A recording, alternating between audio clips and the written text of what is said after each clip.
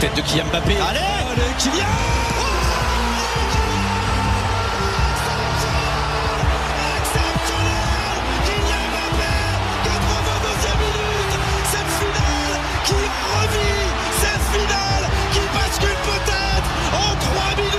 La première Marseillaise est en train d'aller chercher l'or et le record du monde. Et la meilleure performance de tous les temps. Léon Marchand, impérial au pays du soleil levant. Léon Marchand explose le record du monde. Oh, bien joué. Allez, le doublé. C'est hallucinant ce que nous vivons aujourd'hui à Twickenham. La barre des 50 points, c'est un triomphe. Vive les Bleus, vive la France. Le Campus Sport Club, 23h minuit, sur Radio Campus.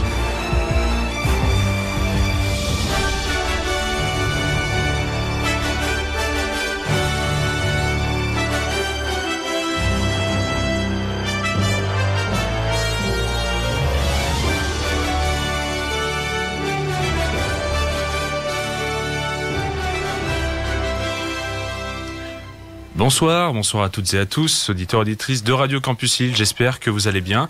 Vous l'avez entendu, Chrysanthème, ça s'est fini un peu rush, et donc nous aussi on s'installe un peu rush pour une nouvelle émission du Campus Sport Club. J'espère que vous allez bien. C'est Adrien, toujours avec vous pour une nouvelle émission 100% sport, et avec moi ce soir, deux qui ont déjà fait une émission, on avait déjà fait une émission à 3, je crois que c'était la 4 et demi. Je sais pas. Je sais plus. Non. Les rescapés. Ouais, ça vous avait pas. Demande trop. Ça vous avait marqué, hein, je vois ça. Eva, comment tu vas déjà ? Ça va. Ouais. T'as vu les résultats de ce soir ? Ouais. Une belle défaite du Paris Saint-Germain. Ouais, on va pouvoir démarrer en beauté, du coup, avec ça. Et Marine, du coup, qui on a un peu le cœur marseillais, du coup je ne sais pas si ça...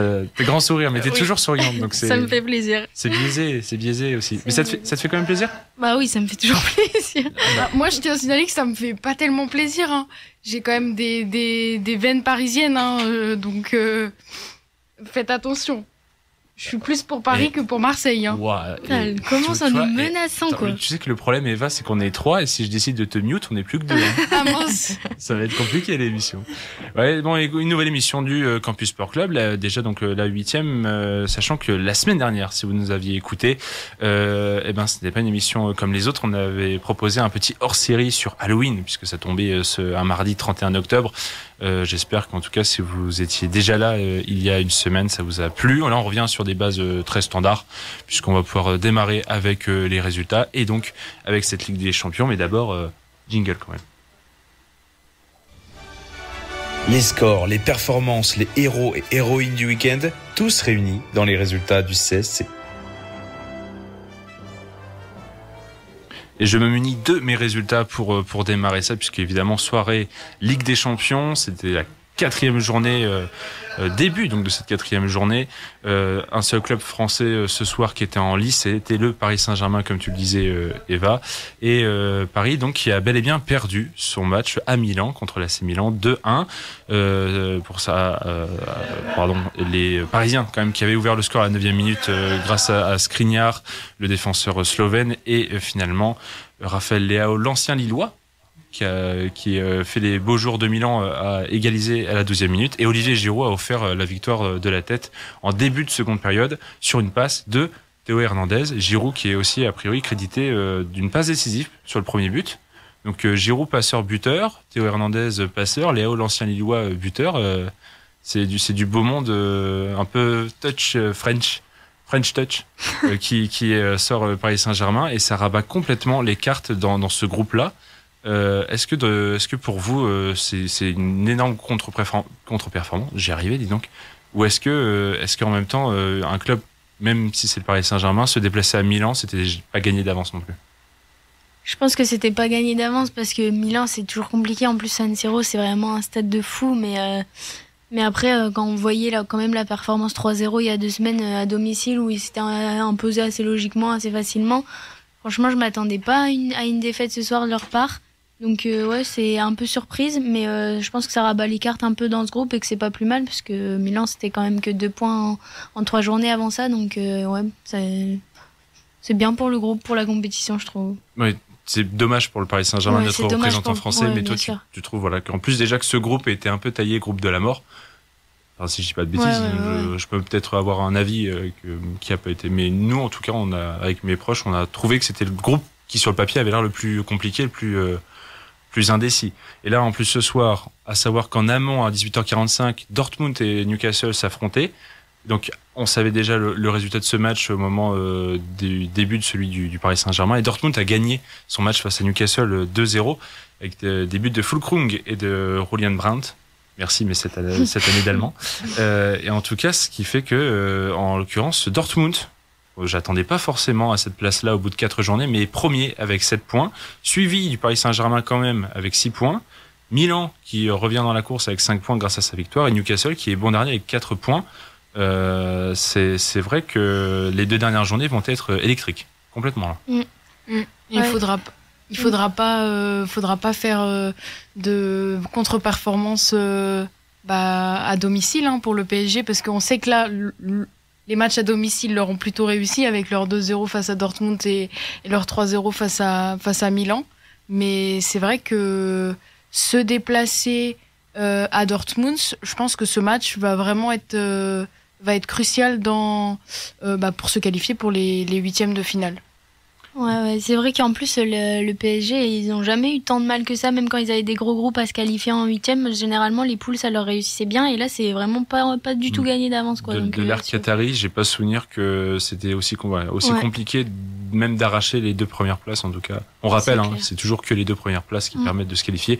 Avant, dans un an, une toute nouvelle formule qui risque encore d'être assez compliqué. Dans les autres matchs du soir, pour finir la page Ligue des Champions, notamment Manchester City qui s'est imposé 3-0 face aux Young Boys de Berne. Vous n'avez pas pu normalement suivre cette rencontre puisque cette saison les Young Boys arborent un sponsor qui ne permet pas à beIN Sport de diffuser en France. Donc je vous apprends peut-être le résultat en tout cas, mais les Citizens ont gagné 3-0, doublé d'Erling Haaland, dont un penalty, et Phil Foden a marqué le 3e but. Dans son groupe, Manchester City, eux, font le 4/4. Ils sont talonnés juste par le RB Leipzig, qu'ils avaient donc battu sur la phase aller, mais qui est quand même là avec 9 points, puisque Leipzig est allé gagner en Serbie, face à l'Étoile Rouge de Belgrade 2-1, et avec... notamment un but de Xavi Simons. Il y a vraiment que des anciens de Ligue 1 ce soir.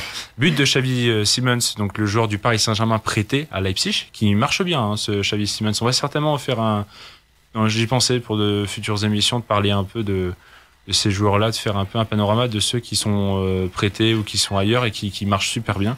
Et le 2e but de Leipzig des Allemands est inscrit par Loïs Openda, l'ancien Lensois, qui lui aussi s'éclate là-bas. Donc ça fait des beaux soirs et beaux jours du RB Leipzig. Et dans les autres résultats, par exemple, je vais vous sortir la contre-performance, si on peut dire, de Barcelone, qui est allé perdre 1-0 face au Shakhtar. Alors, c'était pas en Ukraine, c'était en Allemagne, c'était au Volksparkstadion d'Hambourg.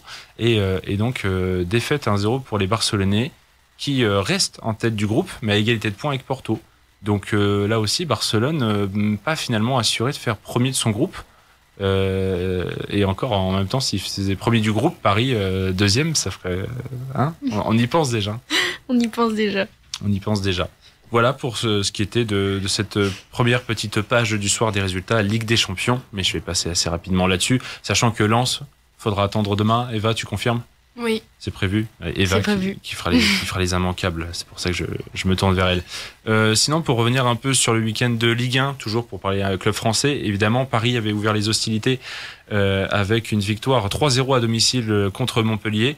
Et les buteurs ne sont pas vraiment ceux qu'on attendait. C'est pas l'armada offensive qui, encore ce soir, s'est très peu montré. C'est Lee Kang-in qui a ouvert le score, et les 2 autres buts sont des milieux de terrain Zahir Emery, qui lui aussi sacré début de saison du jeune français qu'on sous-entend bientôt appelé par Didier Deschamps ou pas, mais ça aussi on aura peut-être l'occasion d'en reparler, surtout sur la fin d'année, puisque il y aura l'échéance des Jeux Olympiques et Thierry Henry devrait compter sur lui. Et le troisième but est inscrit par un autre milieu de terrain, Vitinha, et qui il est en concurrence. Et Vitinha qui était rentré quelques minutes avant et qui a pu marquer ce 3-0.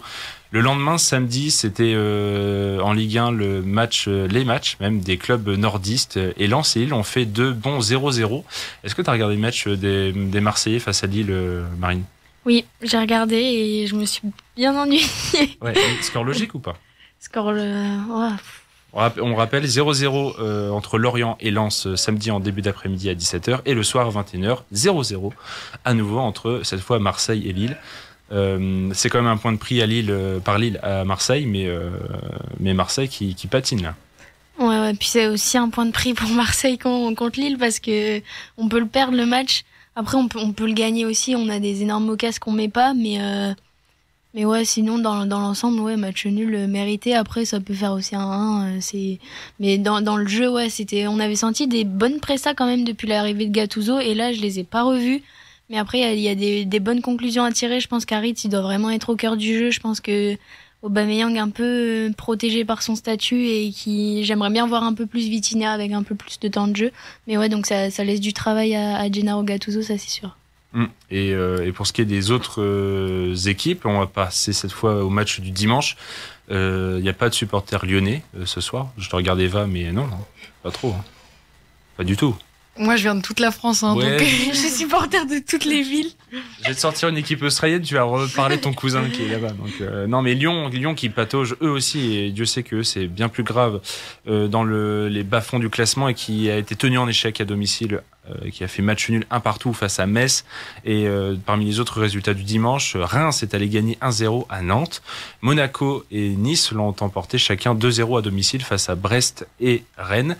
Du coup, petit point classement de cette Ligue 1 après 11 journées, eh bien, Nice, Monaco et Reims, donc les trois équipes que je viens de citer, forment le top 4 de la Ligue 1 avec le Paris Saint-Germain. Nice en tête avec 25 points, Paris 24, Monaco 23 et Reims qui prend cette 4e place devant Lille, du coup avec 20 points. Et on retrouve bien évidemment Lyon, bon dernier, avec 4 points. Des scores qui feront toujours plaisir à nos très chers collègues chroniqueurs Hugo et Hugo. Voilà, donc ça c'était un petit état de forme de la Ligue 1. On verra si d'ici la trêve hivernale, certaines équipes vont un peu mieux aller, en tout cas mieux fonctionner. Pour finir la page football, j'ai pris 2-3 résultats aussi ailleurs en Europe. Il y avait notamment ce week-end le classico allemand entre le Dortmund et le Bayern Munich. C'est Dortmund qui recevait et ils ont pris une gifle 4-0 à domicile avec un triplé en face d'Harry Kane, l'attaquant anglais arrivé cet été au Bayern, et un but pour l'ouverture du score de Dayot Upamecano, le français. Donc là aussi, ça fait très plaisir, sachant qu'il va y avoir bientôt un rassemblement de l'équipe de France. Donc les Français qui se montrent ce week-end et cette semaine. Il y a des Français qui se sont un peu moins bien montrés, notamment du côté d'Arsenal, qui est allé perdre 1-0 face à Newcastle, donc qui est dans le groupe du Paris Saint-Germain. 1-0 là-bas, but d'Aaron Gordon, et dans le même week-end de compétition, Chelsea est allé gagner à Tottenham. C'était dimanche soir. Hier soir, je confonds tout. Avec, par contre, 2 rouges contre les Spurs et Chelsea qui a quand même réussi à gagner un match. Mais à 9 contre 11, c'est presque de la triche. Non? Ouais. T'inquiète, mais... Il leur faut ça, je pense, en ce moment, malheureusement. Ouais, avec 4-1, sachant qu'il y a un triplé donc, du jeune Jackson, jeune attaquant des Blues, mais avec 2 buts dans le temps additionnel... pour être sûr certain, parce qu'il y a encore quelques frayeurs, on l'a vu sur la pelouse. Et du coup, c'est la première défaite en championnat pour les Spurs cette saison, et City passe pour l'instant devant d'1 point. Voilà. Pour ce qui est maintenant d'un autre sport, quand même, pour changer un petit peu, on va parler un peu rugby, puisque le 15 de France féminin était aussi en train de jouer des matchs ces dernières semaines. La semaine passée, on n'a pas pu parler donc forcément de tous les résultats. On va... Ne vous inquiétez pas, revenir aussi un tout petit peu sur la finale de la Coupe du Monde de rugby. On n'a pas pu en parler la semaine dernière, je le disais, à cause d'Halloween, mais on va en revenir un peu plus tard. Ce sera dans le cadre du débat de cette soirée. Là, je vais partir du coup sur le 15 de France féminin qui, lui, jouait le W15. Je sais jamais trop comment vous le dites. Win and 15, qu'on veut un peu se la péter, et qui avait bien démarré sa compétition. Rappelez-vous, le 21 octobre dernier, on en parlait dans le CSC, elles avaient battu les All Blacks femmes, donc 18-17, et là elles viennent d'enchaîner une deuxième défaite de suite sur le même score que le match d'avant, 20-29, perdu face aux Canadiennes. Elles avaient perdu juste avant face aux Australiennes, et du coup pour l'instant dans cette compétition entre les 6 nations, elles se retrouvent 5e avec 4 points, les 4 points de la victoire face aux Néo-Zélandaises. Et toujours rugby, un petit mot aussi top 14, puisque la Coupe du Monde s'est donc achevée la semaine passée. C'était la reprise pour le championnat, ça fait 2 journées que ça a repris en quelque sorte. Et pour cette 5e journée, que des victoires à domicile, à souligner dans le top 14. J'ai rarement vu ça. Étrangement, mais j'ai pas souvenir d'avoir sur les 3 saisons, enfin là c'est la 3e saison, sur les 2 saisons passées du CSC, je ne vous ai jamais trop entendu parler d'une soirée où il n'y avait que des victoires à domicile. En tout cas, Pau est allé gagner, a battu Toulouse à domicile 13-9 notamment. Le Racing a battu le Loup 22-20. Perpignan a battu Toulon 26-22 par exemple. Et Oyonnax même a battu le Stade Rochelais 19-17. Voilà pour les scores les plus serrés de cette semaine top 14. Un petit mot peut-être sport mécanique, puisque on en parle encore et toujours, mais c'était le Grand Prix du Brésil ce week-end et c'est toujours Max Verstappen qui l'emporte. Il va y avoir un dicton sur cet homme, c'est pas possible. Vainqueur du sprint samedi devant Norris et Pérez, son coéquipier. Bis repetita le dimanche lors du GP devant Norris et non, il n'y a pas de réponse. Alonso. Non, c'est pas Pérez. Alonso qui est de retour sur un podium et qui a longtemps bataillé avec Pérez et qui s'est fait doubler Pérez dans le dernier tour justement par l'Espagnol. Bon, pour vous dire, Verstappen il domine tellement son championnat du monde qu'il a plus du double de points sur Pérez qui est 2e au classement. Ils y sont déjà titrés depuis longtemps, mais lui il continue d'accroître et il va établir des records faramineux. Allez, un petit mot balle jaune aussi quand même, puisqu'il y avait un événement à Paris ce week-end. Novak Djokovic a remporté le Paris Rolex Masters de Bercy. Il a battu en finale le Bulgare Grigor Dimitrov 6-4, 6-3.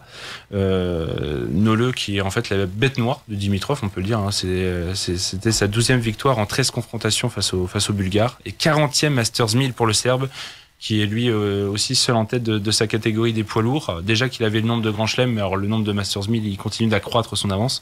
Et c'est sa 7e fois qu'il soulève le trophée à Paris.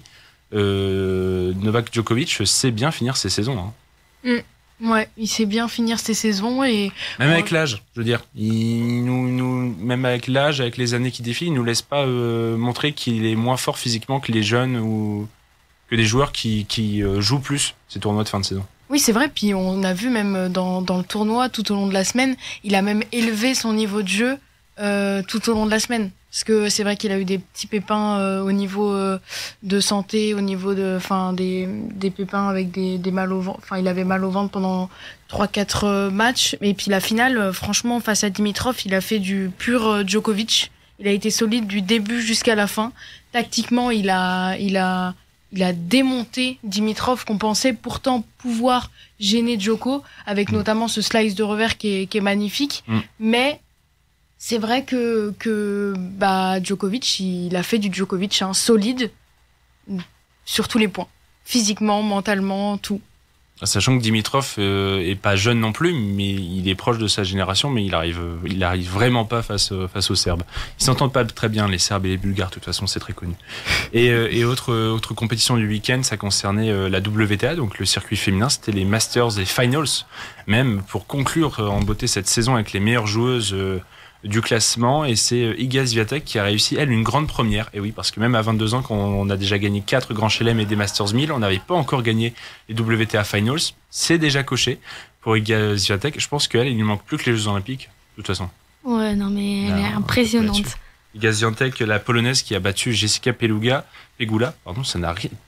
N'importe quoi, Peluga, j'ai un des noms. L'américaine Jessica Pegula, donc 6-1, 6-0 en moins d'une heure. Ouais, entre les meilleures joueuses du monde, ouais, il y a Swiatek et les autres. Ouais, c'est un peu insolent même. Ouais, c'est même ça, 6-1, 6-0 quoi, la pauvre. Et en plus, Pegula qui jouait sa première finale de Finals, tu te dis en plus tournoi majeur que Caroline Garcia a gagné l'an passé. Voilà, pour le coup, il n'y avait aucune chance de l'emporter. 17e trophée pour vous dire en 21 finales sur le circuit pro pour la polonaise. Donc elle, une finale, ça se gagne, ça ne se joue pas. techniquement. Et un petit dernier mot pour finir cette page résultats, avec un peu de balle orange. Cette fois, on va traverser même l'Atlantique, on va aller aux États-Unis. Un petit mot sur le phénomène français Victor Wembanyama, puisque depuis du coup la semaine dernière on n'a pas pu en parler, mais ses débuts sont plutôt réussis. Pour ce qui est de ses premiers matchs en NBA avec les San Antonio Spurs, même si en fait ça tombe pas trop bien, mais cette nuit il s'est pris une grosse fessée avec son équipe, c'est un 152-111 face aux Pacers de l'Indiana. Il a quand même marqué 13 points et fait 10 rebonds en 21 minutes seulement. Il a été sorti très rapidement vu l'écart colossal dans la rencontre. Mais il faudrait remonter un peu plus tôt. C'était surtout sa performance de vendredi dernier qui était à souligner, puisque il a réussi sa première grosse performance sur le sol américain avec 38 points, 10 rebonds et 2 contres face aux Suns de Phoenix. Donc ça laisse montrer que l'adaptation est rapide, en tout cas chez lui. 2m24, de toute façon, ça aide, je pense, là-bas. Voilà. On l'a vu pendant ce match, il était à côté de grands noms comme Kevin Durant, qui est pas méconnu pour être petit. Il lui mettait une tête, on avait vraiment l'impression que ils avaient pas le même âge. Donc c'était assez impressionnant. Voilà pour les résultats. Est-ce que ça va toujours, vous ? Ça va toujours. Hein. Ouais. Toujours. Il y a eu beaucoup de champions. J'ai beaucoup parlé de champions, de titres, tout ça. On va aussi en parler après dans le débat, puisqu'on va revenir un peu sur cette Coupe du Monde de rugby. Du coup, je me suis pas trop foulé pour le choix de la musique. Hein. We Are the Champions. Voilà, The Queen. C'est indémodable, ça change pas. Et on s'écoute ça tout de suite dans le CSC. Et on revient pour la suite traditionnelle de cette émission avec News, notamment. C'était Queen, We Are the Champions, évidemment. Que maintenant, je pense que tout le monde connaît cette fameuse chanson. Vous êtes de retour dans le Campus Sport Club. C'est la 8e de cette saison 3. Peut-être que vous nous écoutez sur Radio Campus Lille 106,6 FM, peut-être via le DAB+, ou encore sur campuslille.com. Et ce CSC, comme tous les autres, sera disponible prochainement sur YouTube, Spotify, Deezer, pour votre plus grand plaisir à nous écouter ou nous réécouter. Voilà, quand j'évite de faire des bafouilles, par exemple. Voilà, c'est toujours plus agréable. Tu te marres. Non, jamais je me permettrai de me moquer de toi. Ah oui, mais tu te marres, tu sais quoi, on va t'écouter, ça va être les news. Attends, laisse-moi te trouver un petit jingle, là, tout simplement. Puis on va t'écouter, on va voir si tu fais pas trop de bouffe. Jingle. Ici, pas d'infox, que des infos, les news du Campus Sport Club. C'est parti. Oui, c'est ta voix, Eva. Ça fait bizarre des fois de s'entendre et de se dire, mais c'est pas moi qui vais parler. Bon, pour commencer, comme tu avais l'air agressive, Marine, envers mes bafouilles, eh ben, on va y rester dans le domaine de l'agression. Parce que ce soir, il y a eu quelques échauffourées. Tout à fait. De nouvelles scènes de chaos ont éclaté en marge d'une rencontre de football. C'est des images qu'on n'aime pas voir. Tard dans la soirée du lundi 6 au mardi 7 novembre, des supporters parisiens ont été pris à partie par des ultras de l'AC Milan à la veille du match de Ligue des Champions du coup entre les deux clubs. Il était autour de minuit quand une centaine d'ultras milanais a chargé des supporters du PSG. Des supporters cagoulés, tous vêtus de noir, ont attaqué les Parisiens armés de battes de baseball, de barres de fer, de mortiers, de fumigènes et d'objets contendants comme des bouteilles en verre. Dans les heures, un supporter du PSG a notamment reçu 2 coups de couteau dans la jambe et a été transporté à l'hôpital. Bon, ses jours ne sont plus en danger, fort heureusement. La FIFA l'a annoncé mardi dernier, c'est en Arabie Saoudite que la Coupe du Monde se déroulera en 2034. Bon, il n'y avait plus trop de suspense, puisqu'après l'annonce du retrait de la candidature de l'Australie, l'Arabie Saoudite était seule en lice. Un choix d'ailleurs très controversé, première bafouille. Elle me regarde, elle fait il a raison en fait. Choix controversé pour lequel la FIFA est accusée d'avoir un peu pipé les dés pour coller à la volonté du prince héritier Mohamed Ben Salman. Non, Eva, non. Non, pas du tout. Non, pas du tout. En attribuant la Coupe du Monde 2026 à l'Amérique du Nord et en répartissant l'édition 2030 dans 6 pays et 3 continents, donc Europe, Afrique et Amérique du Sud, la FIFA souhaitait que le Mondial 2034 revienne de fait à un pays de la Confédération asiatique à laquelle appartient l'Arabie Saoudite. C'est fou quoi, quand même, comme hasard. Et puis si l'Arabie, par exemple, se mettait en retrait, peut-être que le Qatar aurait sauvé... peut-être, on ne sait pas. Ils ont encore des infrastructures, normalement. Ça marche. S'ils les ont pas toutes détruites. Ouais, si elles sont pas laissées à l'abandon. Il me semble qu'il faudrait revenir là-dessus aussi, mais ce Mondial 2022, là, il y a encore beaucoup trop de choses qui ont été laissées complètement à l'oubli. Tout à fait. Et choix controversé, compétition qui pourrait l'être encore plus que celle dont tu parlais au Qatar l'année dernière, pour les mêmes raisons, les atteintes criantes aux droits humains, les questions environnementales Il est reproché à la FIFA de fermer les yeux sur les manquements aux droits humains de ces pays où la charia, donc la loi islamique, est appliquée de manière très stricte. La FIFA, qui se dit dépolitisée, n'a cure d'organiser son tournoi dans une monarchie absolue et se montre aveugle sur la question du droit des femmes, des droits LGBT, des droits sociaux et environnementaux. C'est ce que déplorait l'économiste du sport Pierre Rondeau. Il disait aussi, après le mondial au Qatar, il est frappant d'observer à quel point la FIFA ne retient pas la leçon et pire se contredit. D'un côté, elle multiplie les campagnes anti-homophobie, anti-racisme et pro-égalité homme-femme. De l'autre, elle accorde ses tournois mondiaux à des États qui pratiquent tout le contraire. Cette décision en dit long sur la lutte géopolitique qui se joue à travers le football, sur l'énorme enjeu économique autour de ce sport. L'État saoudien a également dépensé près d'1 milliard pour arracher à l'Europe ses superstars déclinantes comme Cristiano Ronaldo ou Neymar. Cette stratégie du carnet tchèque, elle donne un peu le sentiment que son championnat domestique, la Saudi Pro League, s'achète une histoire plus qu'elle ne la construit à travers ses succès. Eva, Adrien, est-ce que ça y est, c'est la fin du football romantique ?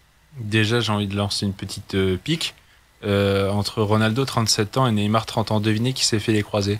Tic-tac, tic-tac. Et non, ce n'est pas Cristiano. Non, tout simplement que c'est... en fait, au final, ils ne peuvent être que heureux puisque leur technique a fonctionné, a super bien marché. Après, j'aimerais voir avec le temps pourquoi ce retrait de l'Australie. Même si il est vrai qu'ils ont eu les Jeux Olympiques d'été 2032 à Brisbane, c'est peut-être un peu beaucoup pour eux d'enchaîner des Jeux Olympiques et une Coupe du Monde de football. Parce que la Coupe du Monde du football a quand même cette aura d'être aussi puissante presque que les Jeux. Mais bon, entre-temps, déjà l'Arabie Saoudite va accueillir d'autres événements comme les Jeux d'hiver asiatiques en 2029. Ça va être intéressant aussi de voir comment ils arrivent à nous organiser des jeux pareils. Dans le désert. En plein désert. Oui. Mais le sable, tu le colories en blanc. C'est de la neige. Ah non, mais l'accent, quoi. Bon, allez, cette fois une bonne nouvelle. Le Paris FC a annoncé vendredi 3 novembre rendre sa billetterie gratuite pour les rencontres à domicile de ses équipes masculines. Donc, équipe masculine actuellement en Ligue 2 et féminine est engagée en D1 Arkema et récemment qualifiée pour la Ligue des Champions, on en avait parlé. Pour son président Pierre Ferracci, l'objectif de cette annonce est double, à la fois retrouver l'essence populaire du football en le rendant accessible au plus grand nombre, mais aussi augmenter le niveau de fréquentation au stade Charletti et fidéliser les supporters. Le président de la FFF, Philippe Diallo, a négocié avec l'ex-directrice générale Florence Ardouin le retrait de sa plainte contre Noël Le Graët. C'est ce que révèlent des informations du Monde, selon lesquelles l'ancienne DG de la Fédération française de football a retiré sa plainte en août pour harcèlement moral et sexuel contre l'ex-présidente dans le cadre d'un accord financier avec la FFF. Pour rappel, si Noël Le Graët a démissionné en février soupçonné d'avoir eu un comportement inapproprié avec des collaboratrices, Madame Ardouin a, elle, été licenciée par la FFF et avait déposé plainte le 18 avril pour harcèlement sexuel et moral contre son ancien patron. Ils seront donc maintenant tous deux entendus aujourd'hui et jeudi 9 novembre par la commission d'enquête parlementaire sur les défaillances des fédérations sportives. Bon, allez, j'en ai fini avec le foot. On passe un petit peu au handball. Le sélectionneur des Bleus, Olivier Crumbles, a annoncé ce lundi un groupe de 20 joueuses pour la préparation du mondial qui se déroulera du 29 novembre au 17 décembre en Norvège, en Suède et au Danemark. Le sélectionneur a retenu la chef d'orchestre Grace Zadie, qui était incertaine en raison d'une blessure à l'aponévrose plantaire du pied droit.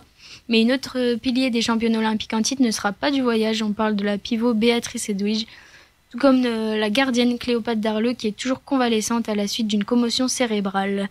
Pour Edwige, déjà apte mais non convoquée au dernier rassemblement, la perspective des JO de Paris s'éloigne. Et comme pour une autre grande ancienne, Alison Pinault, dont la non-sélection ne représente cependant plus une surprise puisqu'elle n'a plus été appelée depuis le Mondial 2021. La buteuse Orlane Canor, qui avait manqué les qualifications européennes le mois dernier sur blessure, est en revanche de retour, tout comme l'arrière-droite Orlane Aonda. Pour cette liste, on en retient quelque chose, des petits commentaires ? Non, je voulais faire un commentaire bafouille. C'est que tu es capable de nous sortir magnifiquement le problème de santé qu'avait Grace Zadie. Et là, sur un an ou deux, tu peux... Allez, il fait les commentaires sur moi maintenant. Non, mais du coup, ce groupe France, à part du coup cette absence de Béatrice Edwige, qui est quand même un des cadres de cette équipe-là, fondée et créée par Olivier Crumbles, on va voir ce que ça peut faire sans, mais le groupe est toujours taillé pour aller chercher une médaille. On n'a peut-être pas le meilleur effectif non plus, mais on attend toujours les Françaises. De toute façon, depuis des années, on attend de les voir au moins faire dans le top 3, puisqu'on sait qu'on a la place, on a le niveau pour faire top 3 mondial, comme top 3 dans tout, puisqu'elles sont même championnes olympiques en titre. À rappeler quand même, c'est pas rien, même s'il n'y a pas toutes les joueuses, dont Béatrice Edwige, mais il y a quand même le plus gros et l'essentiel. Et dans les cages, sans Cléopâtre Darleux, Laura Glauser, moi j'aimerais bien la voir taille patronne aussi, perso. Ouais, à voir. Un petit peu de tennis, on passe aussi sur la balle jaune. Nicolas Mahut a annoncé vendredi qu'il allait s'associer à Édouard Roger Vasselin pour la saison prochaine afin de placer les deux hommes dans les meilleures conditions pour participer aux Jeux Olympiques de Paris 2024. Nicolas Mahut a joué avec pas moins de 16 partenaires cette saison en comptant la Coupe Davis, mais année olympique oblige, il fallait trouver un partenaire régulier et solide pour 2024. Également en discussion avec son partenaire historique Pierre-Hugues Herbert, le joueur de 41 ans a finalement choisi de jouer la saison 2024 de double avec Édouard Roger Vasselin. Et cette association n'a finalement rien d'anodine. Les deux hommes ont déjà gagné 8 titres sur le circuit ATP lorsqu'ils étaient ponctuellement associés. Le dernier date d'octobre 2022 avec l'ATP 250 de Florence. Et ils ont même atteint une finale de Grand Chelem, on s'en souvient, à Wimbledon en 2019. Et ils s'étaient inclinés en 5-7 en finale. Pareil, on y croit pour le duo, les JO. Bah, ça commence mal en tout cas, parce que j'ai entendu que Édouard Roger Vasselin, lui, a dit dans la presse que pour l'instant il a mis un pied sur le frein à Nicolas Mahut en disant attention, j'ai rien dit et tout. Donc c'est vrai que c'est assez cocasse quand même quand on voit normalement un double, ça doit faire une paire assez en symbiose. Et là, ils étaient pas en symbiose dans leur accord, ou en tout cas dans le timing. C'est ce que Édouard Roger Vasselin a dit. Le timing n'était pas bon. Donc c'est vrai que c'est assez cocasse. Mais en soi, c'est quand même deux joueurs qui sont très bons en double. Comme tu l'as dit, ils ont déjà superbement joué. Même si on attendait sans doute plus Mahut et Herbert qui eux vraiment c'est leur seul titre qui leur manque à leur palmarès. Ils ont tout gagné donc moi en tant que j'aurais peut-être plus aimé voir jouer Mahut avec Herbert, surtout que Mahut il est sur la fin. Mais Roger Vasselin est plutôt aussi sur la fin, il approche aussi de la quarantaine. Mahut l'a passé, alors qu'avec Herbert on avait aussi la sensation que autant Mahut à un moment donné arrêtera avant lui, mais on avait un peu cette idée qu'il y avait plus jeune, il y avait la petite différence d'âge qui fait qu'on a la fougue de la jeunesse, on a l'expérience du plus vieux, on va dire. On avait une symbiose, comme tu le dis si bien, qui marche bien, surtout quand on parle de pairs en tennis. Là, peut-être que eux qui n'ont pas non plus joué énormément ensemble sur cette période-là depuis 2019, puisque Herbert et Mahut se sont remis ensemble à plusieurs occasions et ont regagné des titres. Donc eux ont confirmé, donc c'est sûr que ça laisse aussi un gros point d'interrogation, et surtout la question de timing que souligne Roger Vasselin qui montre ce côté... merci de le dire, mais... surtout qu'il a les Masters à jouer en double là dans une semaine. Édouard Roger Vasselin qui vient de gagner le Masters de Paris-Bercy en double avec González, le Mexicain, il me semble. Je veux pas dire de bêtises, mais c'est vrai que je pense que sans doute Édouard Roger Vasselin attend cette fin de saison, le Masters qui est quand même une grande échéance en double, et pour peut-être annoncer leur association et se mettre au boulot. Ok, sa parole était attendue depuis l'élimination précoce des Bleus en quart de finale de la Coupe du Monde. Resté silencieux depuis, le sélectionneur du 15 de France, Fabien Galtier, s'exprimera ce mercredi face à la presse pour la première fois depuis l'élimination des Bleus. C'est la Fédération française qui l'a annoncé ce lundi. Le sélectionneur, qui est encore considéré comme l'homme de la situation par Romain Ntamak, dressera le bilan du parcours des Français à la Coupe du Monde, arrêté prématurément en quart face à l'Afrique du Sud, alors que les Bleus visaient la victoire à domicile. Et je spoil pas, mais quelque chose me dit que nous, on aura l'occasion aussi de faire comme Galtier, le point sur cette Coupe du Monde. Oh là là, la belle fin de chronique de Marine, oui, puisqu'il est temps de faire un peu cette séquence papote-débat qu'on aime bien dans le CSC. Je vous l'ai dit tout à l'heure, on va parler un peu sur cette Coupe du Monde 2023 de rugby. On va parler, on va commencer par la fin, en quelque sorte. On va partir de la finale. Est-ce que l'Afrique du Sud, qui a gagné donc cette Coupe du Monde, la 4e de son histoire, est-ce que l'Afrique du Sud est un beau champion, selon vous, par exemple ? Question qui peut être anodine, mais au vu de cette compétition, ils nous ont quand même éliminés. Ils ont fait une phase de poule solide, alors qu'ils étaient champions en titre et qu'ils auraient pu un peu défailler, avoir des défaillances. Qu'est-ce que vous en pensez, vous, de ce champion ? Vas-y. C'est toujours un beau champion quand on pense que quand même les Sudaf ils ont 4 Coupes du Monde, donc on pourrait pas dire c'est pas un beau champion en sachant que ils font quand même le doublé. On sait que c'est pas rien, il y a que les Néo-Zélandais qui l'avaient réussi, mais c'est vrai que sur le papier quand on regarde la finale, 0 essai du côté sud-africain. Sur les 4 finales qu'ils ont gagnées, j'ai regardé, 3 fois ils ont pas marqué d'essai. Donc ça montre quand même que ce jeu de dépossession qui est pas forcément très agréable à regarder, il marche. Et en tout cas on retient le résultat, hein. C'est une belle équipe. Donc je pense qu'on retient à la fin, c'est pas le nombre d'essais, c'est est-ce qu'on gagne cette Coupe du Monde, le nombre d'étoiles qu'on a sur le maillot quand on joue. Et les Sudaf ils réussissent ça, donc voilà. Gagner quart de finale d'1 point, gagner la demi-finale d'1 point, gagner la finale d'1 point, c'est quand même pas anodin en tout cas. Non, c'est sûr, c'est 3 victoires qui forcent le respect, hein. Je pense qu'on peut pas dire qu'ils méritaient pas de conserver leur couronne, mais après est-ce que c'est un beau champion? Enfin en fait c'est forcément un beau champion comme tu l'as dit, mais c'est vrai que leur jeu, on avait l'impression que c'était plus de détruire celui de l'adversaire plutôt que de construire le leur, et du coup dans ce sens-là j'ai envie de dire j'aurais préféré nous voir champion quoi, mais bon on avait l'impression que toutes les planètes étaient alignées, et bon la plaie encore là. Ouais, ce quart de finale là en tout cas, aussi pour revenir sur le côté compétition, on n'est peut-être pas les 3 plus fervents supporters de l'Ovalie ou fervents supporters du rugby, mais vous, est-ce que vous n'avez pas eu le sentiment qu'à partir de ce quart de finale, l'attention en tout cas des Français, de nous aussi suiveurs du sport, a vraiment dégraissé fort?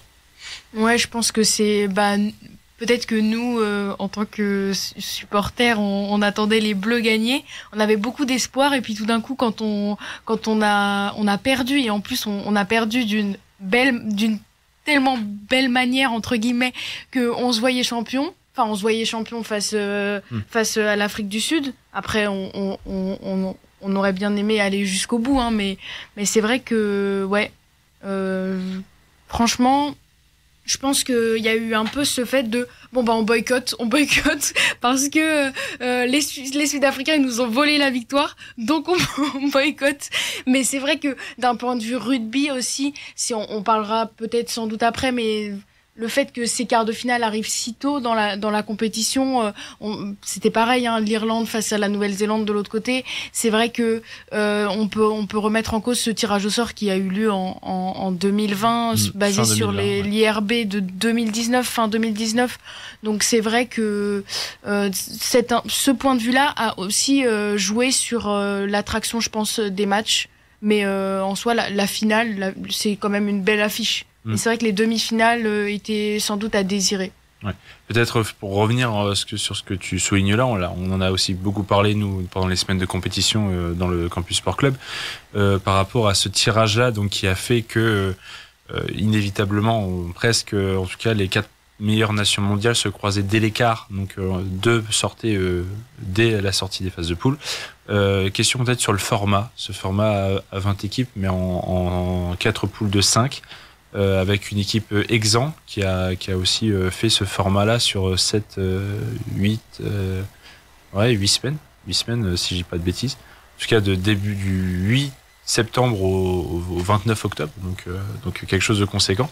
Est-ce que c'est un format, comme en plus on en a déjà parlé dans une précédente émission, puisque la World Rugby va passer à 24 équipes. Est-ce que ce format-là, vous l'avez trouvé quand même intéressant sur le papier ou était quand même à retravailler? Non, je pense que le format il est intéressant. Après, comme tu l'as dit, ça a duré presque 2 mois, ça a duré 7 semaines.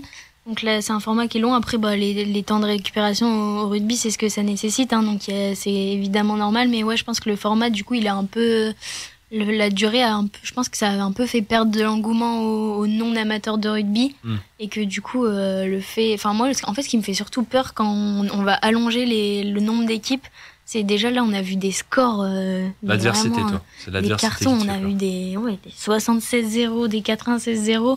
Là on va encore rajouter des outsiders qui sont pour l'instant vraiment pas au niveau. Alors moi c'est surtout ça qui me fait peur plus que le format. Après voilà.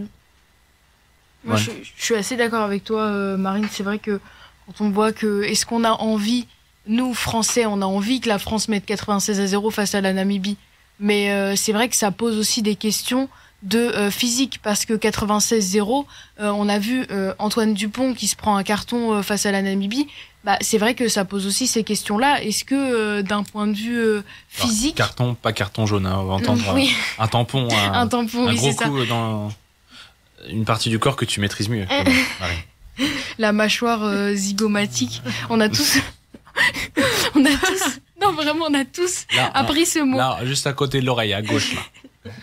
Donc c'est vrai que moi je me pose cette question est-ce que c'est vraiment raisonnable de mettre une telle différence de niveau entre les équipes?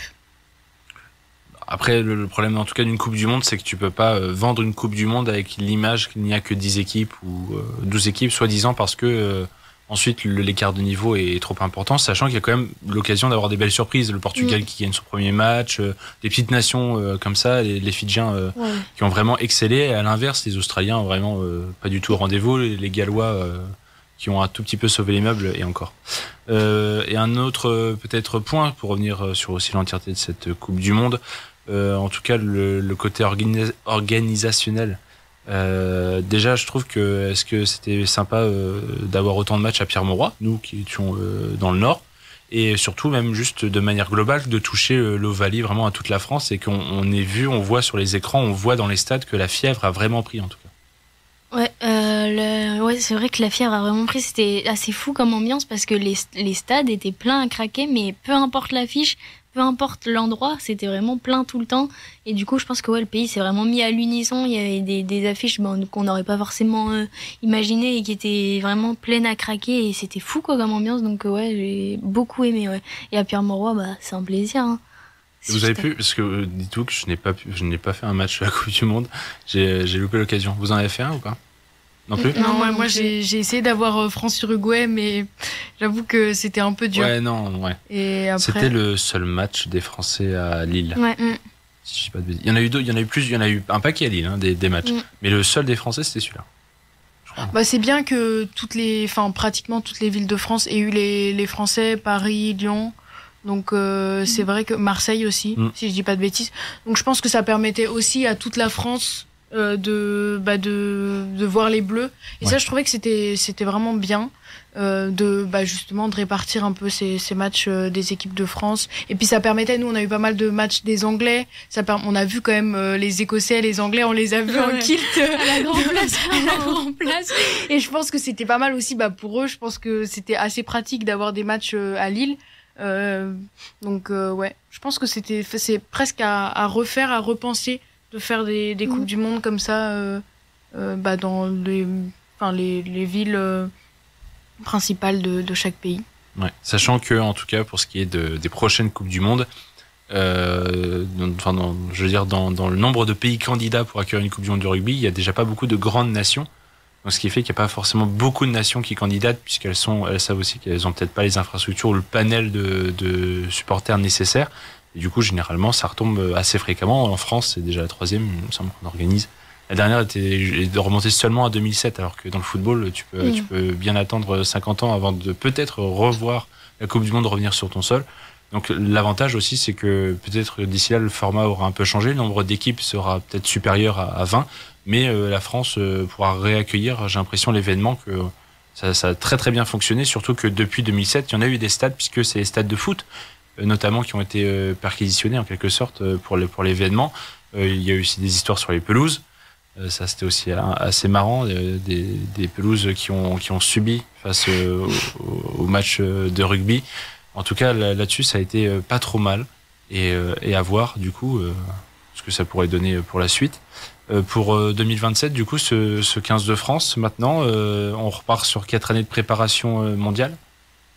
Je pense qu'il y a quand même de l'espoir avec cette génération. Elle nous a vraiment fait rêver et on a envie d'y croire, quoi. Quand même, c'est pas possible que cette génération elle sorte pas avec un titre mondial, c'est impossible. Sachant que c'est une génération qui a une moyenne d'âge relativement jeune, et je pense que, en tout cas, presque le 15 titulaire, à 2-3 exceptions, puisqu'il y a eu déjà 2 retraites annoncées avec Antonio et Taofi Fenoy, qui dans la foulée de la défaite, ont pris leur retraite internationale. Il y en aura d'autres, à mon avis, d'ici 4 ans. Mais pas grand monde, on va dire, peut-être plus sur des changements de poste selon le niveau de performance. Mais les 30 autres joueurs qui étaient là dans le groupe pourraient postuler à la prochaine Coupe du Monde, j'ai l'impression. Ah ouais, c'est un groupe qui est hyper prometteur et je pense pas qu'il y aura de gros changements, comme tu l'as dit. C'est vraiment un groupe qui peut juste encore plus s'étoffer et avoir de l'expérience nécessaire qui sera forcément utile pour 2027, quoi. Super. Voilà. Merci beaucoup les filles pour votre avis sur cette Coupe du Monde 2023 qui s'est achevée. Et oui, voilà, c'est fini. Là aussi, je me suis pas foulé sur le choix de la deuxième chanson pour marquer un court instant, une pause dans le CSC, puisque voilà, c'est fini, c'est le titre d'une chanson de Jean-Louis Aubert qui fera peut-être plaisir à certaines qui nous écoutent. Donc je vous propose cette petite chanson. Et on se retrouve pour la fin du CSC avec Immanquable d'Eva et un petit jeu pour finir. Oui, Jean-Louis, mais le CSC n'est pas fini. On est de retour dans cette nouvelle émission du Campus Sport Club, toujours sur Radio Campus Lille 106,6 FM. Vous nous écoutez peut-être en DAB+, ou sur campuslille.com. Et cette émission sera réécoutée sur campuslille.com dans l'onglet Programme, ou bien sur YouTube, Spotify, Deezer, dès demain. Comment ça va les filles toujours? Là, on arrive sur les dernières minutes. C'est la fin, la dernière ligne droite. La dernière ligne droite, et Eva sait que c'est la dernière ligne droite, puisque c'est sa chronique. Eva, c'est les immanquables tout de suite dans le CSC. Sortez les agendas, oubliez TV Magazine, on vous liste les immanquables de la semaine sportive à venir. Ouais, quelle voix, Eva? Quelle voix. On fait une dédicace à Thomas Palmier. Donc, comment ne pas commencer ces immanquables par le match entre Lens et le PSV Eindhoven, demain à 21h sur RMC Sport 1 et Canal+. Les Lensois qui se déplaceront cette fois aux Pays-Bas auront à cœur de rester invaincus en Ligue des Champions. Contrairement au Paris Saint-Germain, dans l'optique de conserver l'une des 2 premières places du groupe pour se qualifier pour les phases finales.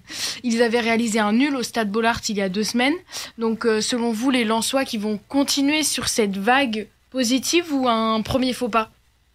Toujours compliqué d'aller en Hollande, mais ces Lensois, je les vois aller coûte que coûte arracher au moins un point là-bas. Moi, je vois le nul, minimum.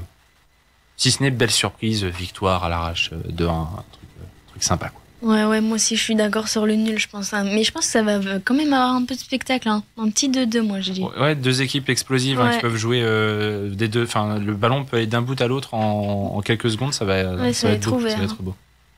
On aura dans le même groupe une très belle affiche entre le premier de ce groupe B, Arsenal, face au FC Séville, les Andalous qui s'étaient inclinés chez eux 2-1 il y a 2 semaines, essaieront d'aller chercher la victoire dans l'antre d'Arsenal, mais on sait que c'est toujours très compliqué. Autre match de Ligue des Champions dans le groupe A, demain à 21h, Manchester United se déplacera à Copenhague, pour essayer de remonter parmi les 2 premières places qualificatives pour les 8e de finale, alors que le Bayern Munich défiera le Galatasaray dans ce duel de haut de classement de groupe A. Dans le groupe C, Naples affrontera l'Union de Berlin demain à 18h45 et le Real Madrid essaiera de se défaire de Braga pour conserver sa solide première place. Enfin, dans le groupe D, la Real Sociedad affrontera Benfica demain à 18h45 et l'Inter Milan se déplacera à Salzbourg demain à 21h. Après cette période de Ligue des Champions, les joueurs joueront en sélection pour les matchs qualificatifs pour l'Euro 2024, même si les Bleus sont déjà qualifiés, on le sait, après leur très belle victoire face aux Pays-Bas 2-1. Didier Deschamps annoncera sa liste jeudi 9 novembre à 14h pour les matchs face à Gibraltar et la Grèce. Et on saura si un certain Zaï Emery sera sur la liste de Didier Deschamps.